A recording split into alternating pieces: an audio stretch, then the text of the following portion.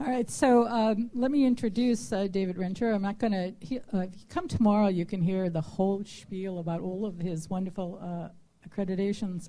I'll just let you know, two that you probably already know, that he's the Chief Genealogical Officer for Family Search and the Director, the Redirector of the old Redirector of the Family History Library in Salt Lake City. So please give him a warm welcome for his talk called The Future Vision for Genealogical Societies. Thank you. Thank you. It's good to be with you.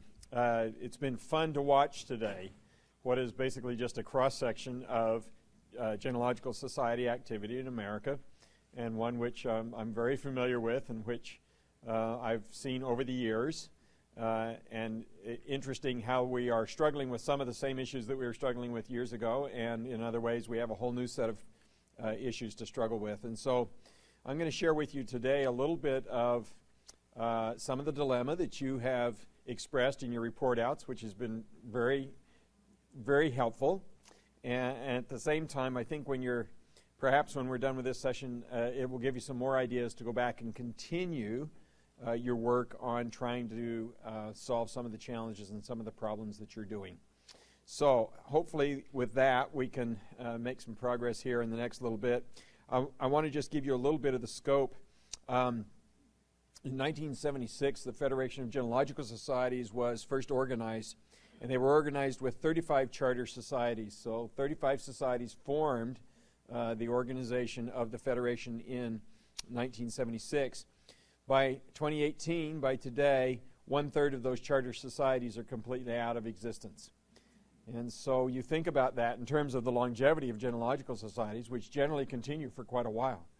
But think about that now. From these were charter societies that were strong at the time. They were viable. They were energetic. They were firing on all cylinders, right? And so if we're to understand why, we really need to ask ourselves, why do genealogical societies exist? So why are you here today? Why are you investing this kind of time to come to what basically is a society management presentation? Why would you do that? Why would you take, a day out of your fall to come learn about that? Well, we know something generally, and we want to share it. So some of you today went through the exercises of forming a new society. Well, you form a new society because you think you really have something to offer, and you're passionate about it, and you want to share it. And so the premise of most society leaders is that collectively they know something that they feel very strongly about sharing with others in the community. And they're so certain that they believe that it's in the need to know category. And so from that, we continue to go forward. Most societies are based on a locality basis, but they may be an ethnic group. Interestingly enough, for our demographic, the information age is kind of the antithesis of a social experience. I was sharing with some colleagues here yesterday, Family Search at one time went from indexing in packets and stuff where you actually delivered it, you got together, it was a social experience. It gave people a reason to get up in the morning. They would come down to an indexing center, they would all get together, they would bring their potluck. They just loved the association of being there one with another. But for the person who had to coordinate all of that and batch the packets and get them assigned and take them and deliver them and all of that kind of thing, that person could only work so many hours a week. So we couldn't increase production in indexing. So when we went to an internet indexing basis, that took away the creation of all that packet, all that management overhead we were able to do behind the scenes and save thousands and thousands of hours for the indexing coordinators. But the casualty in that was the people didn't need to come down to the indexing center. So that whole social experience that they were enjoying every day of just getting together, that went away. And so that social experience for many of our Genealogical Society members, while that works for us and for the demographic that I see in this room, it's not working for the 20-somethings in the upcoming generation. They have a social experience in a completely different way. I was laughing. I had a Facebook post that said, I'm inviting some friends over later to stare at their phones. You're welcome to join us. Well, so that generally begins to give us an idea of how things are rapidly changing in the information age and what's happening. And so what I see and what is happening is that societies are going out of business. So, for example, here's a Genealogical Society. The decision was based on declining membership, the inability to get members to volunteer for leadership positions, and poor attendance at society meetings. And so one day they just go out of existence. I'm the conference planning chair for the Federation of Genealogical Societies. I identified a great site where we could hold a genealogical conference, but the local society had just gone out of business. So the 100 volunteers or so that we need to run the conference, there was nobody there in the community to be able to hold the FGS conference. So I had killer hotel rates, I had killer meeting space, I had everything I needed to execute a national conference except for the volunteers on the ground. And so that's a common problem. 2008, organization leaders point to the internet and declining membership as reasons to close their society. I listed one in your handout right there in the first paragraph.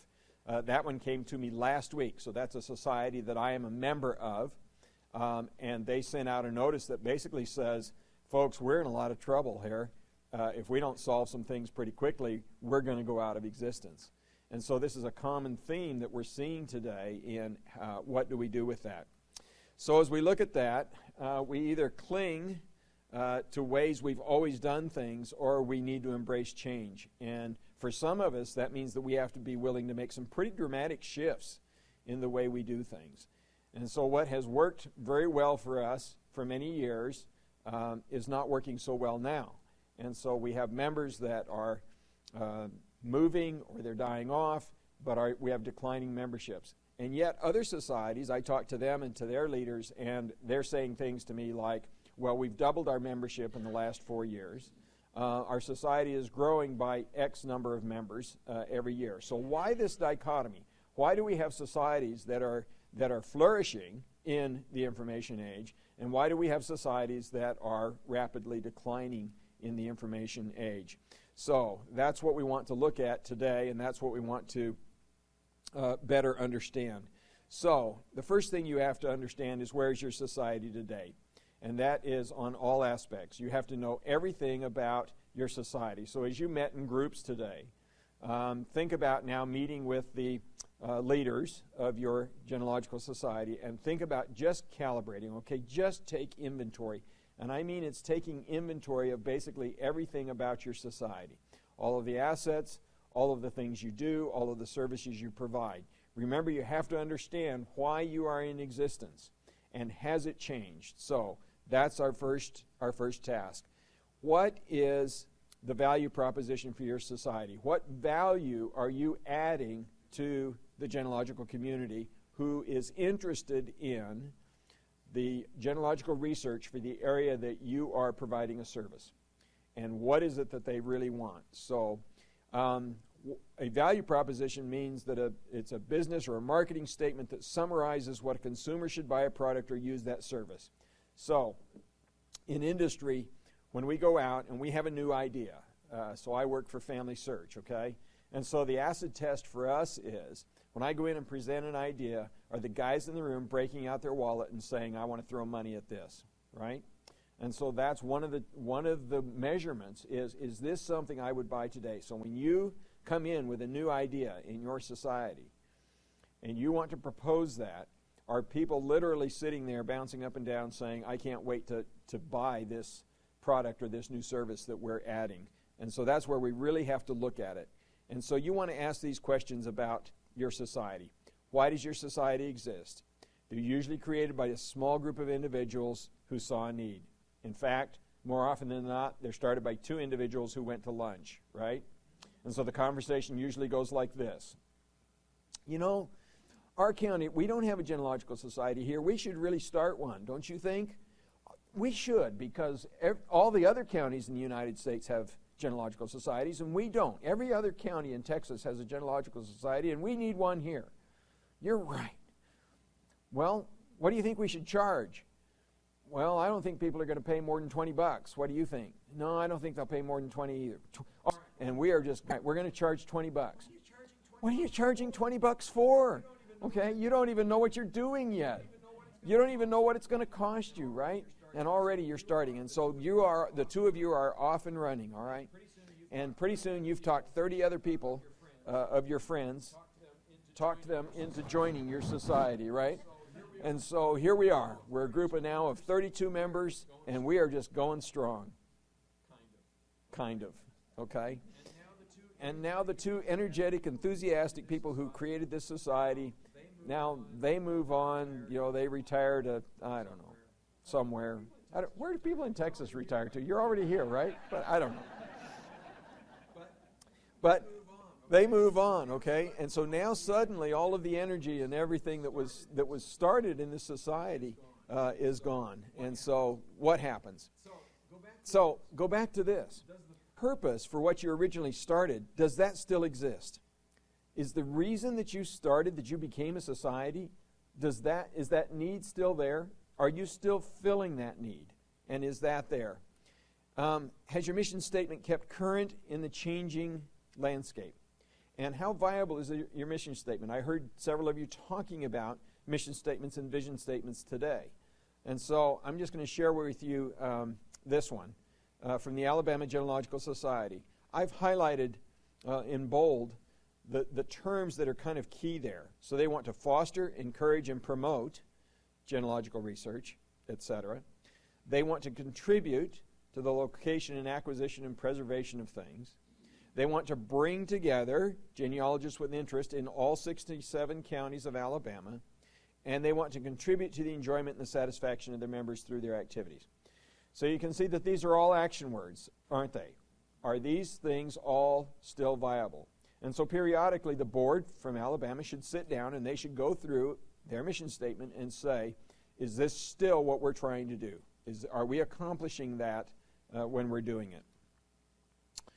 So what if your society went out of business? Okay, the first question I have to ask is, would anyone notice, right?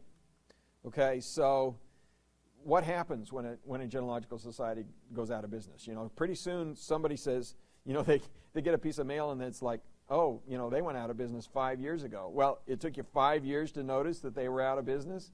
Okay, well, that's pretty bad. So, would people still try to send in their annual dues? Would they still try to go to your website? Would they send email research queries? Would they wonder where the latest issue of the journal is? All of these kinds of things begin to prompt that.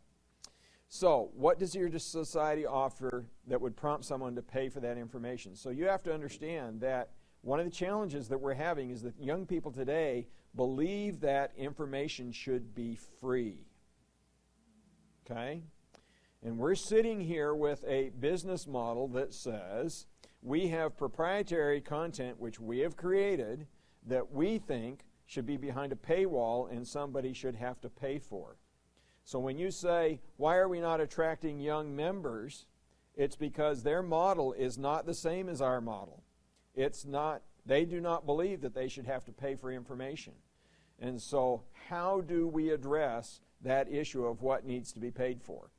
So, is your offering so compelling that people are pulling out their wallets and wanting to staple money to your hand, right? That's what we want to know. Can the information come from other sources? So, here's one of the challenges that we've had with the big genealogical companies that have come into existence. And that is, in some instances, they've completely run over the top of the society business model, because this is data that we used to provide in a genealogical society format that now larger companies are able to do and go in, and not only that, but give you more information across the board, with some exceptions. And here's where I believe societies always add value. A couple years ago, I was with a colleague. We were at the Kentucky Historical Society. I pulled off the shelf the printed volumes done by the Genealogical Society to the census records. Okay? My colleague withstood it for as long as he could. And finally he looks at me and he goes, Dave, those are online. You can search the census online these days. You don't have to look at those volumes. And I said, yeah, that's true. I said, when's the last time you remember your family, how early do you have them? And we concluded that what he needed was the 1880 census. Well, the 1880 census happens to be one of the best indexed censuses on the planet. We did it at Family Search. We indexed all the fields. It was double-blind indexed, arbitrated. It's a really good index census. And so I told him, I says, go pull the volume for that county for that census done by the Genealogical Society. So he went and did that. He humored me. He comes back, he opens it up, and he finds his family. And then he gets really quiet. And then he looks at me, and he says, there's a column here with observations and notes from the people who compiled it that tells me where the family went to when they left Kentucky and where they came from when they came into Kentucky. So they came from South Carolina, okay? He did not know where the family was prior to coming to Kentucky. But the Genealogical Society members knew, and they added that to the transcription of the census, okay? That is a value add.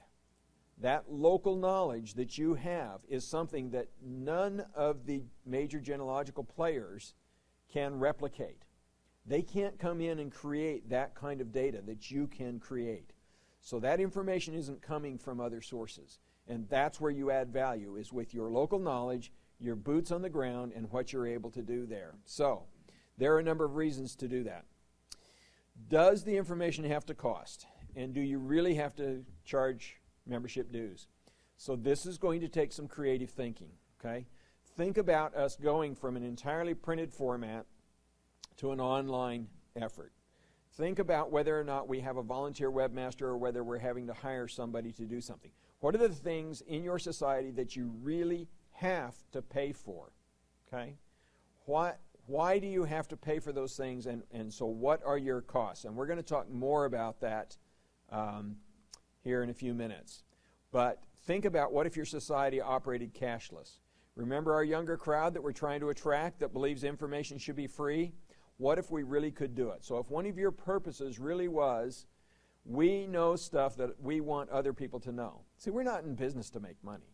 No, I don't think there's anybody in this room getting rich, okay, volunteering to be a Genealogical Society officer. I don't know of anybody in that category.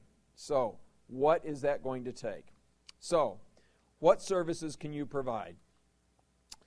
Communication, certainly. Connecting people of like interests, okay? The odds are that for whatever genealogical society you belong to, there are more people outside of your locality that are interested in that locality than the ones that are in it, okay? And so we're spread out all over the globe, and we want to know what you know about Hill County, Texas, right? Publishing and collecting and instructing. So you have all of these areas where you can add value, and we're going to talk about several of these now as we go through. So communicating what we know about research methodologies, records, events, people, localities, all of that, okay? My favorite example for the Family Search Research Wiki is one that I actually happened to me here in Texas, okay? I was down in Hill County, Texas. I was in the Hillsborough Courthouse, worked all morning. I found absolutely nothing, zero, zip, okay? I knew when the county was formed. The county was formed in 1852. These people were here in like the 1870s, 1860s, the start of the 1880s. I'm finding absolutely nothing, okay? Years before that, I'd made an acquaintance with Nancy Franklin, who was the public librarian in Mount Calm. So we finish up at the courthouse. We drive over there, see her about noon. Wonderful greeting. Nancy and I were just really good friends by that time. She says, how's it going? And I said, Nancy, it's not going well at all. I says, I just spent the entire morning at the courthouse and I found nothing. She says, well, let me see the problem. So I handed her the paper. She looks at it. She just smiles. She says, well, David, in the early 1880s, the railroad came through this community. And when it did, it came through a mile north of Mount Calm. And when they did that, the townspeople put the entire town up on skids and moved the town 1 mile north. And when they did that, they moved it out of Limestone County and into Hill County. The records you want are all over in Limestone County.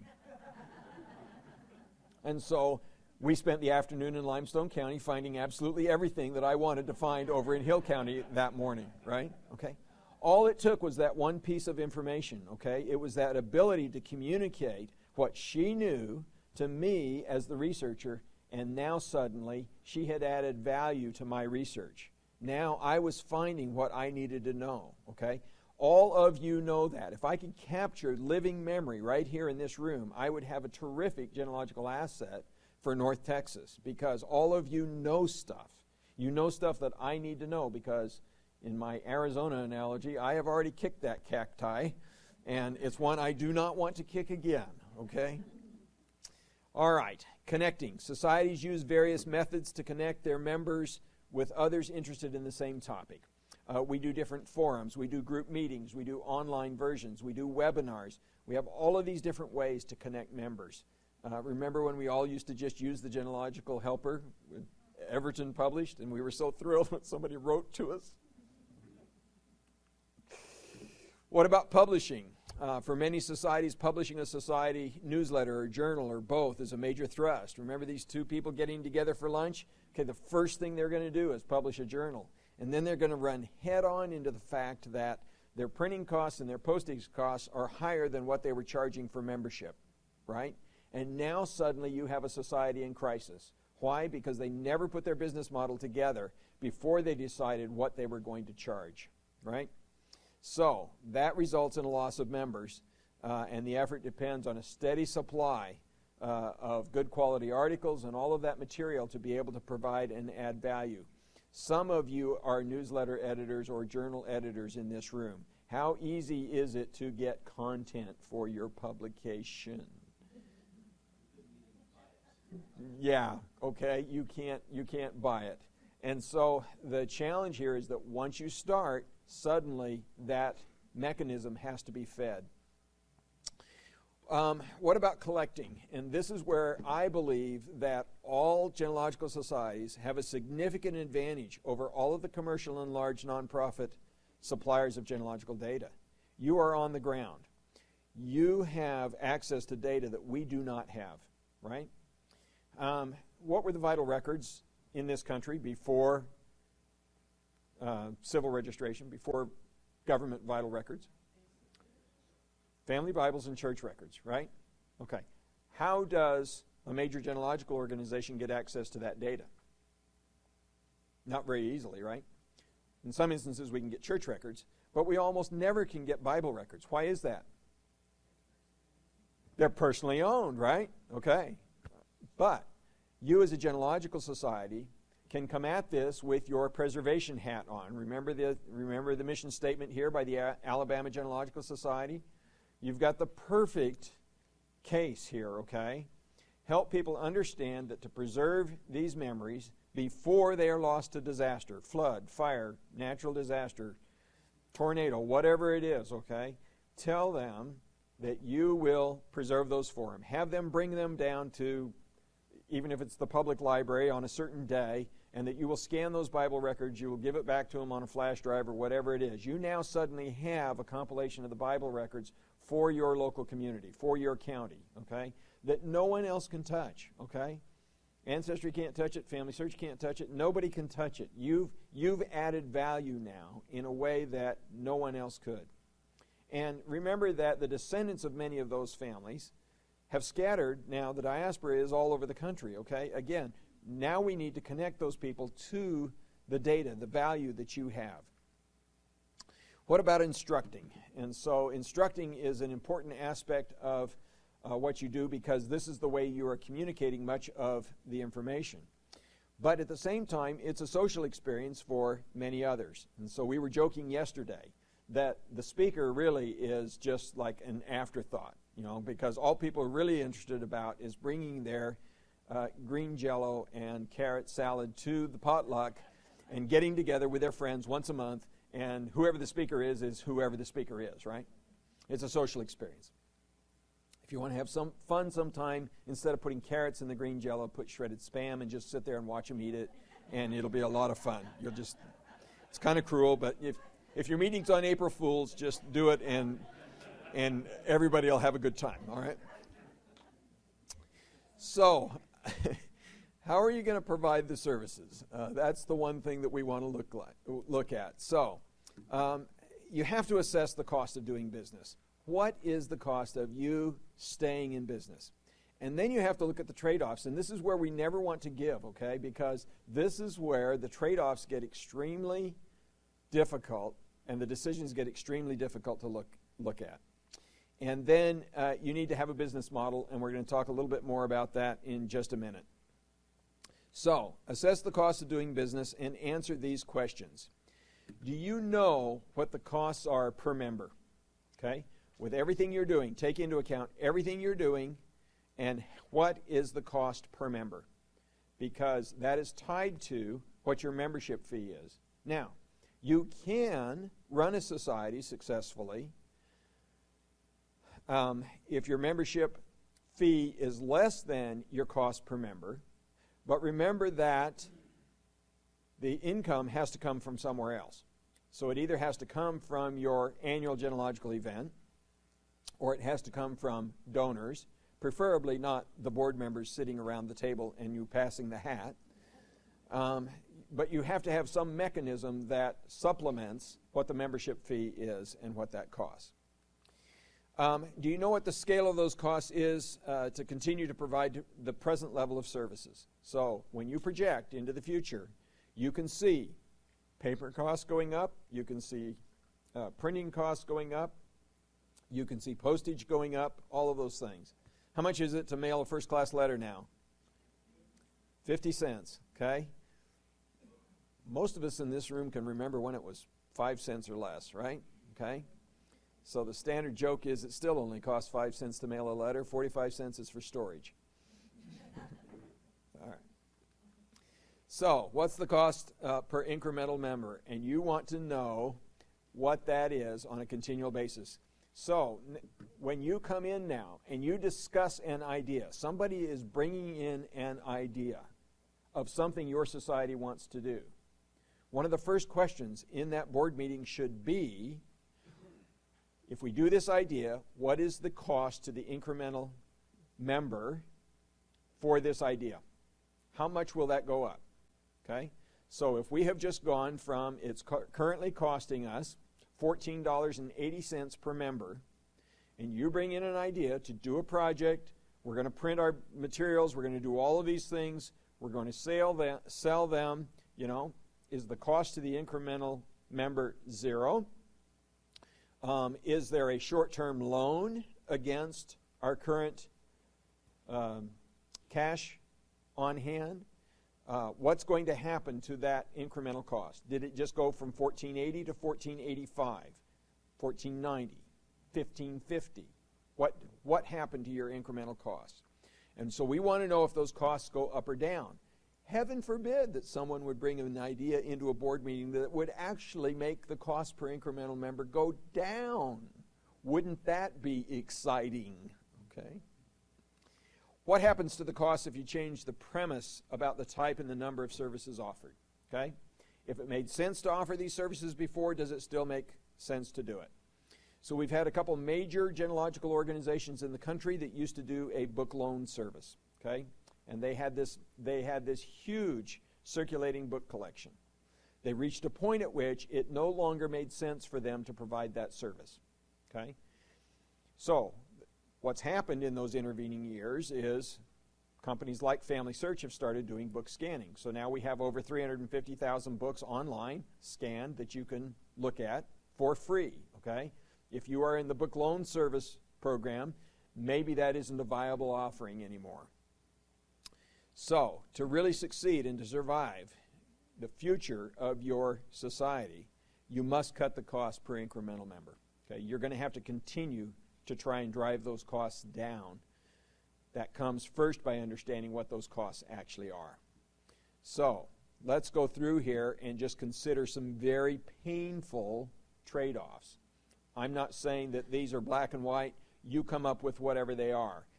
These don't even have to be paired the same way, but you need to understand what's going off. So when somebody suggests cut costs to better manage and run your society, what's going through your mind?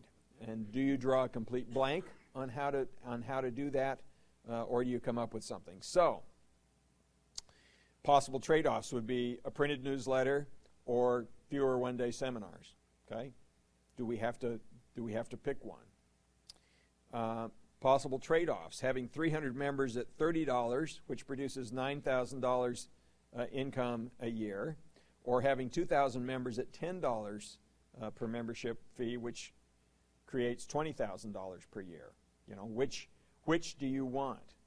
Well, part of that is, do we increase our fees to $50 and lose 125 members, thereby losing $8,750, okay? These are the kinds of trade-offs that we need to think about when we come in and we propose fee increases or other things. How many members are we going to lose?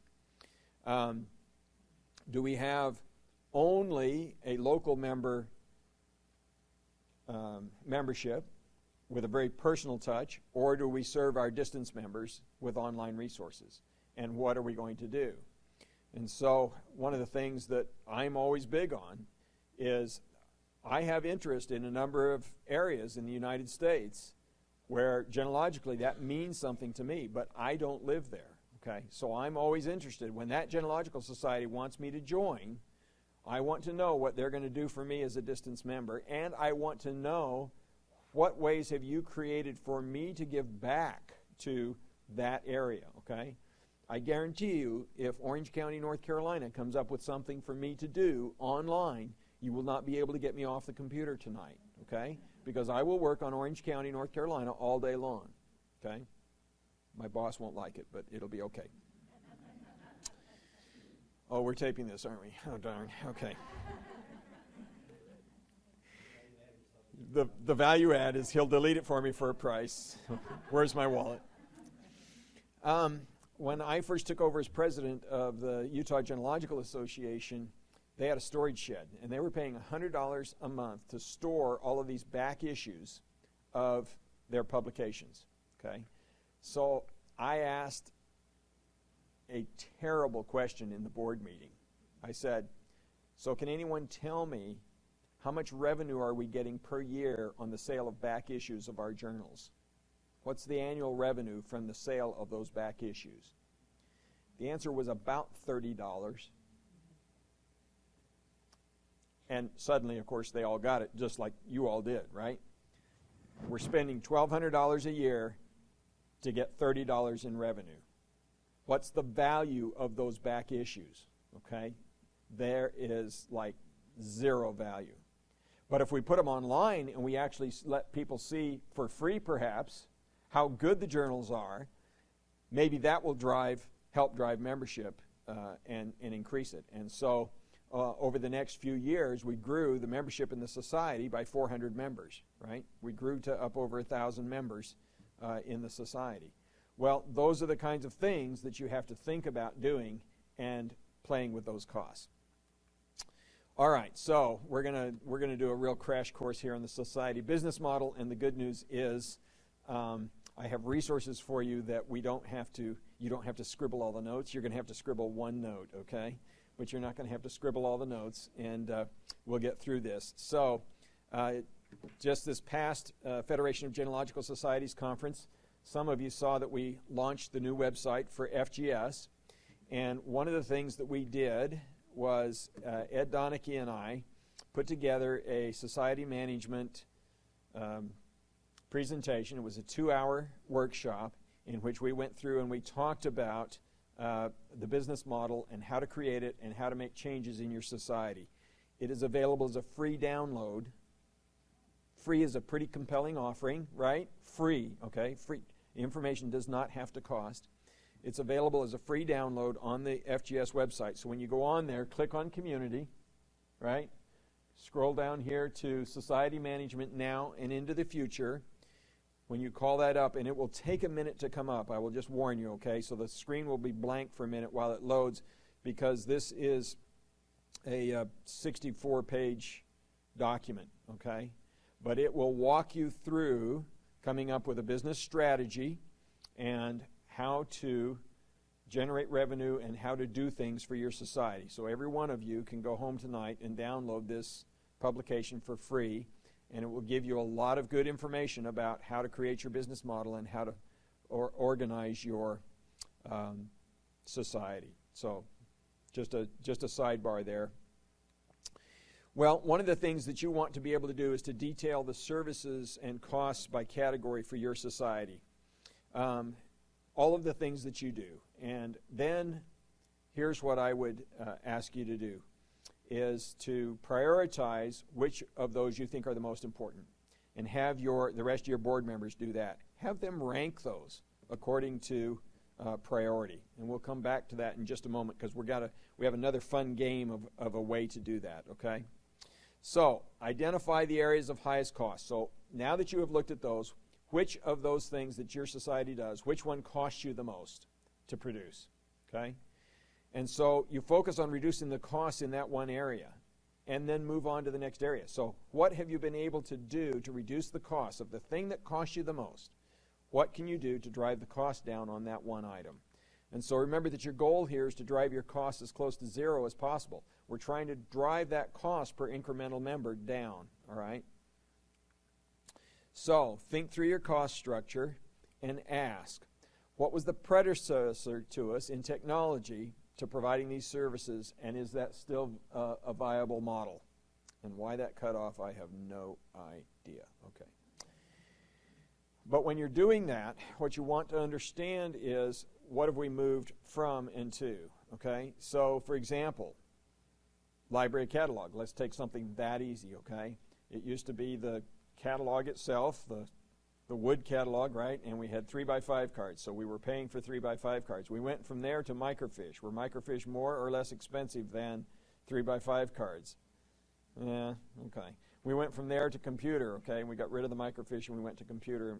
So you can see the transition of the media type. So the information didn't change. We were transferring the media all along, and we're now able to provide it to a much broader audience, because you didn't have to be present in the library to look at the catalog. So think about that in terms of your society services and what's being offered, okay? So expand your reach. You need to get in a mode of expanding your reach, and technology does that. There were a number of you sharing ideas today of how to expand your reach and what to do. And those are a number of different mechanisms in society today.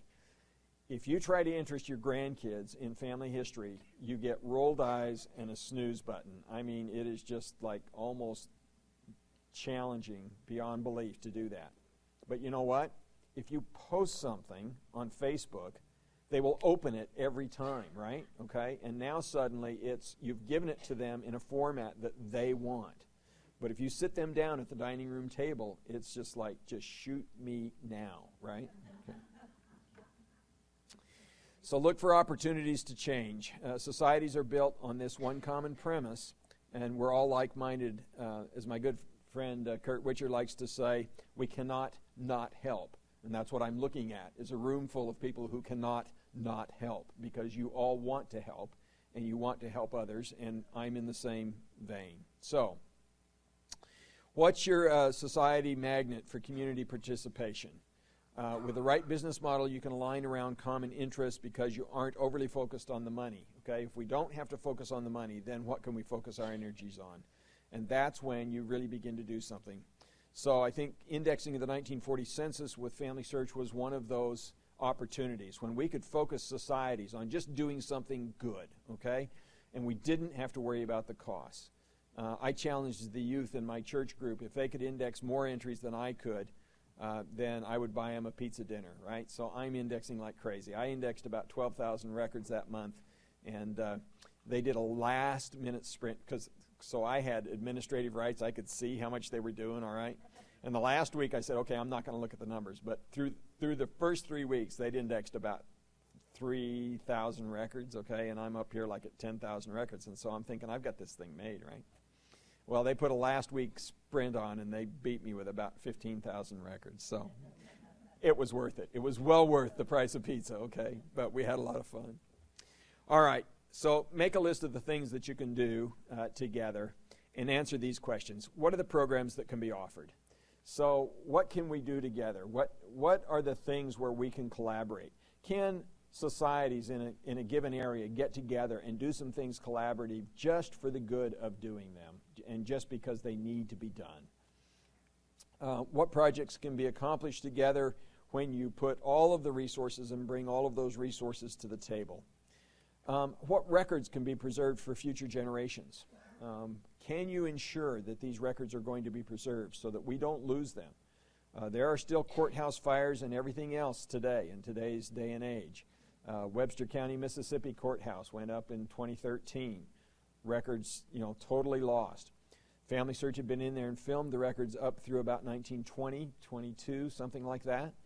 All of the marriage records in that county from 1922 to the present, all lost, right? Just because of a courthouse fire. You know what they chased it back to? A power strip. Okay? So, who are the viable partners in the genealogical community? Who can you align with today, and what can you do with them? So decide how your society will serve your local and your distance members, and ask these questions. What level of personal touch can you afford to provide? Because you can only do so much. Is the model scalable? Okay? Each of us can provide wonderful service, but can I do that for 5 people, 10 people, 100 people, 1,000 people? What level of service can we provide in some of these societies? And then, of course, what is the incremental cost of doing that? Will your distance members have online resources such as databases and personal online help? So can you form a chat room or something that's, every Tuesday night from 6 to 8 Central Time or whatever it is, people can get on and they can just ask queries of your members, Could I have gotten online with Nancy Franklin and said, Nancy, I can't find these records in Hill County, what's happening? And Nancy could have answered my question like that, and I could have merrily been off chasing Limestone County records in an instant, right? So will you provide webinars to share your knowledge? The beauty of a webinar is the presenter can be anywhere, okay? I did one, I'd gone deer hunting with my boys. Mercifully, we didn't get anything. And I came down off the mountain in Huntsville. We went into the Subway sandwich shop. They got a Subway sandwich. I pulled open my laptop, and I did a webinar right there from the Subway sandwich shop, just coming off the mountain from deer hunting, okay? It doesn't matter where the presenter is or what they're doing, okay? So we can do that. So will you provide your members with all of those resources? Now, this one's a tough one. Does the makeup of your board of directors reflect its focus? So the challenge that we always have is most of our societies are made up of a bunch of well-meaning genealogists and with multiple careers. Who knows what talents and skills they actually brought to the board, okay? And so that's the question is, for the things that you are trying to accomplish, do you have the right skill sets in the room? Do the people have the skills needed to provide the service that you're trying to offer? So, and then there's marketing, which is the last one. To market in today's economy, you need to make it up on volume and then get the word out. And that's really what you're trying to do. Social media has that ability to attract and interest people in a way that we've never had before. And so you need to package it for today's consumers. Can we get it to them the way they want to consume it rather than the way we want to offer it? And that's really the challenge. And so we need you to do your market research. So the information age has changed the landscape of genealogy. It's just completely erased the board and rewritten it. About the year 2000, 2001, I could see what was beginning to start, this wave, right? And I said, I just want to live long enough to play in this sandbox. And we all have. And it's amazing what we can do online now that we never could before. So, to survive, you need to understand where your society is today and where you want it to be tomorrow. Have you done any market testing to see if people really consider what you're offering to be compelling? Are they willing to pay for that experience that you're willing to put together? Test your market. Test it with a list of items that you think you want to provide. And so I said we'd talk about this later. This is the point at which get your board members together. come up with all of the services that you want to provide, and now tell them you have $100 to spend, and have them divide that $100 up on the list of things to do. So if a cemetery index is up there, if all of these other projects are up there, which ones are they willing to spend their money on? And when you're done, total that up, and you'll have a pretty good understanding of where your board determines that they want to put their money. Now take some of the random members of your organization, ask them where they would spend their money, and what are they willing to pay for. The board may have thought cemetery project is what we got to do, and when you poll your members, you may find out that isn't what they're willing to spend the money on at all, right? And so do your market research. Understand where your society is today and where you want it to be tomorrow. Understand why it exists. Does it still exist for the purpose for which you created it, and how is it going to make a difference? What are you going to do that makes a difference today? And so make sure that that continues to be forefront of your mind. What services can your society provide? So one of the big ones is distance memberships and services to distance members. What I find interesting is few boards have any distance members on their board representing that entire market segment. When I look at the board of directors for most societies, they're all local, okay? Even the state organizations, right? So I am a member of the North Carolina Genealogical Society state organization. Every one of the members of the board live in North Carolina. And I'm saying, what about me, okay? I'm out in the West. I want to be a part of it. I want to be a part of you. Same thing for the other organizations. Who represents your distance members? Decide how you're going to provide those services. So, can the members of your society provide a free consultation service? They do that at the National Archives in Ireland, for example. The professional genealogists, you come in there, they will give you a free consultation. Why? Because it may or may not lead to an account, but they don't care. They just want to provide the service. And then embrace change. It's necessary, if necessary, expand the makeup of your board. Add members to the board if you need to get the skill sets you need. If you don't have the right skill sets on your board, then either replace them or get them, right? I'm the nominations chair for FGS this year. One of the first things I do is I go through and I get a skills assessment of everybody who's currently on the board. I get a skills assessment of all of those who are terming out, who are going off the board.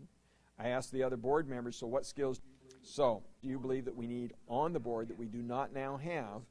They list those skills, and so now my job as the nominations chair is to make sure that whoever gets elected this year, we get the skills that they have outlined that we need, right? That is the responsibility of the nominations chair, is to get those people on the board. So, market your society, because you're either headed to extinction or you're going to survive. It's, those are the two directions that you have. And just want you to know your society, in my view, you can and will succeed, because I believe that every society has value to add that people want. I believe that whether they're willing to pay money for it or not doesn't matter. You have information and you have knowledge and you have content and you have things that you can do that are pertinent to today's society members. So thank you very much. It's been good to be with you.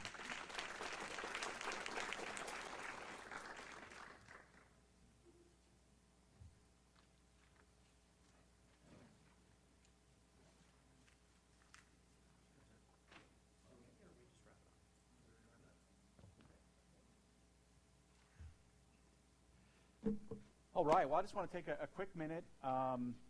Quite a day, right? I thought the day was fantastic. The level of engagement was really amazing. Did you guys all have fun? Did you find value in this? All right. Would you pay for this next year? I'm just kidding. Kidding. Okay. So one more piece of business. I believe everybody's going to be emailed a survey. Is that what's going to happen? Okay, survey's going to go out at 5. We would really appreciate your feedback, right? Tell us what was great, what could be better, what you didn't like. Perfect. and get it back to us, and that'll help form what we do in the future. So we would appreciate that. I do want to, again, thank you all for participating. Thank you for coming out. And I do want to have a few special thank yous. David Rencher, what a great, I have a page full of notes, so thank you. And it sounds like there's some homework tonight to go read that document, so I'm excited about that. Lifetime bedtime reading. That's right. And again, I want to thank our volunteers. So all our volunteers, could you just stand up?